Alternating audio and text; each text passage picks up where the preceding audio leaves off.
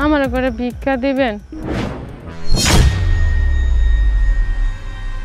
তোমার এই অবস্থা কেন?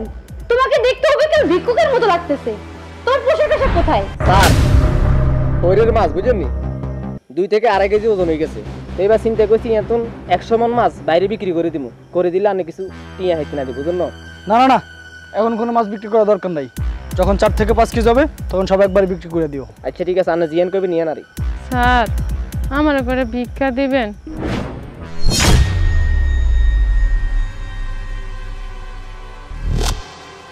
আম্মা, আপনি ভিক্ষা করছেন কেন? বাজান রে, কপালে লেখা ছিল ভিক্ষা করে খাওয়া, তাই ভিক্ষা করে খাইতেছি। কি বলেন আম্মা? আপনার কপালে ভিক্ষা করে খাওয়া লেখা মানে?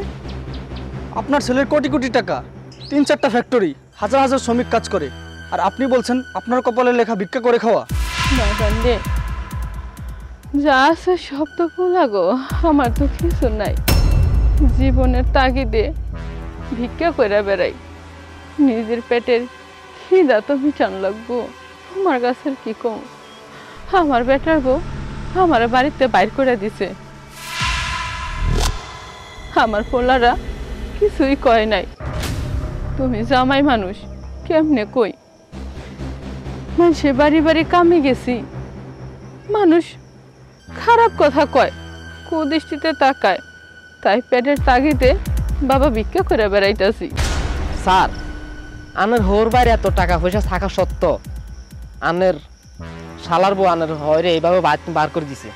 তাছাড়া আনের শালা কোনো প্রতিবাদ করল না, হাতে কি কাম বালা করছি না, এই বৃদ্ধ লোকটারে এইভাবে বার করে দেওয়া। এই তুমি চুপ করো, আমি দেখছি। আম্মা চলেন আমার সাথে, আমার বাড়িতে যাবেন আজকে।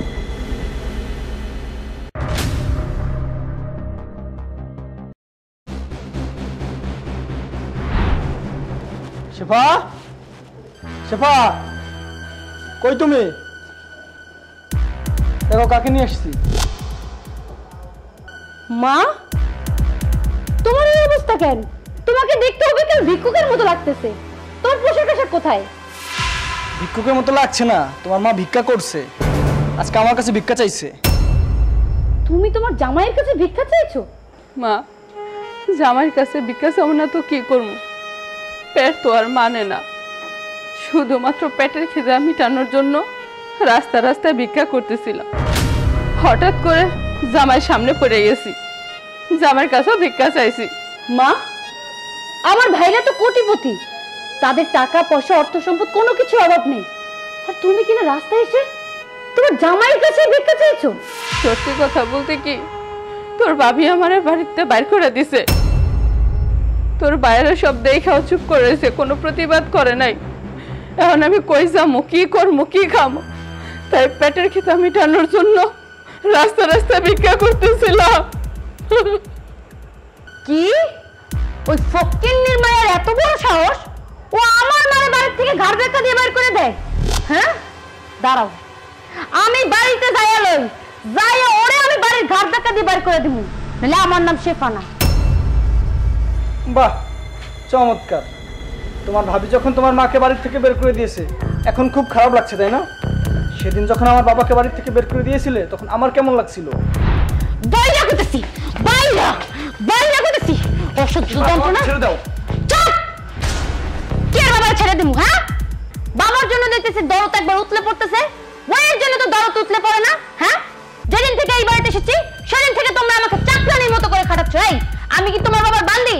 তোমার বাবা বিস্তায় প্রসাব করে দেয়, তোমার বাবা গাবলা ভরে ভরে খায়, বিস্তা পরিষ্কার করে না, তারপর ঠিকঠাক মতো থালা বাসন পরিষ্কার করে না, তাকে দিয়ে এমনিতেই কোনো কাজ কাম করাতে পারি না, ঘাড়ের উপর বোঝা হয়ে আছে।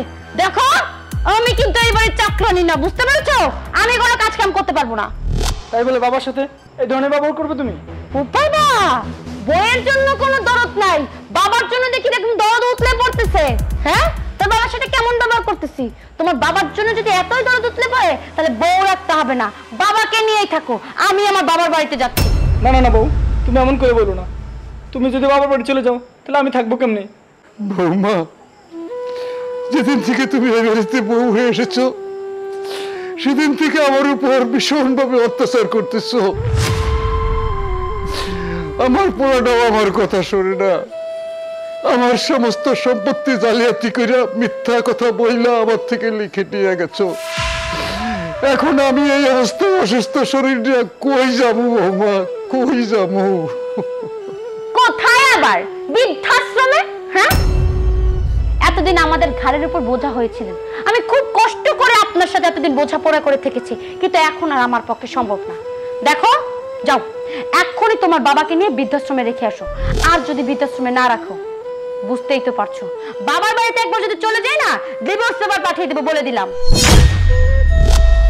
আচ্ছা ঠিক আছে বউ, আমি এখনই বাবাকে বৃদ্ধাশ্রমে রেখে আসছি। এক কাজ করো, বাবা জামা কাপড় একটু দাও। জামা কাপড় দিতে হবে কেন? বৃদ্ধাশ্রমে জামা কাপড় দেয় না? ওখানে গেলে এমনিতেই জামা কাপড় দিবে, নিয়ে যাও এক কাপড়ে। থাক বাবা, চলো, তোমার এখানে থাকতে হবে। বাবার জন্য দরদ একবার উতলে পড়তেছে। এখন খুব খারাপ লাগতেছে তাই না? যখন আমার বাবাকে বাড়ি থেকে বের করে দিয়েছিলে তখন আমার কেমন লাগছিল? তুমি যেমন আমার বাবাকে বাড়ি থেকে বের করে দিয়েছো, তোমার ভাবিরও ঠিক তোমার মাকে বাড়ি থেকে বের করে দিয়েছে। তুমি আমার বাবার সাথে যেমন ব্যবহার করবে, তোমার ভাবিরও ঠিক তোমার মায়ের সাথে তেমনই ব্যবহার করবে। তুমি যেদিন এ বাড়িতে প্রথম বউ হয়ে এসেছো, সেদিন থেকে বাবা সম্পর্কে আমার কানে ফুসপন্ত দিয়ে যাচ্ছ। বাবা এটা করেছে, বাবা সেটা করেছে, বাবা এটা ভেঙেছে, বাবা প্রসাব করেছে, আমি পরিষ্কার করতে পারবো না। তোমার ঘ্যান ঘ্যানানি প্যান পানি নিতে অতিষ্ঠ হয়ে আমি আমার জন্মদাতা পিতাকে বৃদ্ধাশ্রমে রেখে আসতে বাধ্য হয়েছি। আচ্ছা, তোমার মা যে রাস্তা রাস্তায় ভিক্ষা করছিল, আমি যদি তাকে বাসায় না নিয়ে এসে বৃদ্ধাশ্রমে রেখে আসতাম, তাহলে তোমার কেমন লাগতো? এটা কি তুমি সহ্য করতে পারতে? তুমি যে আমার বাবাকে বৃদ্ধাশ্রমে পাঠিয়েছো, তুমিও তো একদিন মা হবে, শ্বশুর শাশুড়ি হবে। সেদিন যদি তোমার সন্তানেরা তোমাকেও বৃদ্ধাশ্রমে রেখে আসে, তাহলে সেটা কি খুব ভালো হবে? সহ্য করতে পারবে তো তুমি? কি, তোর শ্বশুরে তুই বাড়িতে বাইর করে দিছস, তারে বৃদ্ধাশ্রমে রাখছস? তাহলে তো আল্লাহ ঠিক বিচারই করছে। তুই তোর শ্বশুরে বাড়িতে বাইর করে দিছস, আর তোর ভাবি আমারে বাড়িতে বাইর করে দিছে। শোন মা, আমি ছোটবেলা থেকে তোদের এই শিক্ষা দেইনি? বাপের বয়সী শ্বশুরকে অত্যাচার করে তাকে বৃদ্ধাশ্রমে রেখাইছস? শোন, এখনো সময় আছে মা, যা তাকে বাড়িতে নিয়ে আয়। আর যদি তুই তোর শ্বশুরকে বাড়িতে না নিয়ে আসিস, তাহলে আমিও তোদের বাসায় থাকবো না, আমি চলে যাব, আমি ভিক্ষা করেই খাবো। মা, আমাকে আর তোমরা লজ্জা দিও না। আসলে আমি আমার ভুলটা বুঝতে পেরেছি। এতদিন যাবৎ আমি আমার শ্বশুরের উপর অনেক নির্যাতন করেছি, শ্বশুরকে চোখে সহ্য করতে পারিনি। কিন্তু শ্বশুর মানে যে বাবা, এটা যদি আমি আগে বুঝতাম, তাহলে তার উপরে নির্যাতন করতাম না, তাকে বৃদ্ধাশ্রমে রেখে আসতাম না। আজ যখন শিপন ওর বাবাকে দিয়ে আর তোমাকে দিয়ে যুক্তি দিয়ে বুঝালো, তখন আমি বুঝতে পারলাম বাবা মা কি জিনিস। তোমরাও আমার কাছে যেমন, ওর বাবা মা তো ওর কাছে তেমন। তাই আমি আমার ভুলটা বুঝতে পেরেছি। শিবন, তুমি আমাকে মাফ করে দাও। চলো বাবাকে বৃদ্ধাশ্রম থেকে নিয়ে আসি। মা, তুই ভিতরে গিয়ে ফ্রেশ হয়ে নাও, আলমারিতে আমার জামা কাপড় রাখা আছে, ওখান থেকে একটা পরে নাও। চলো আমরা এখন যাই। চলো।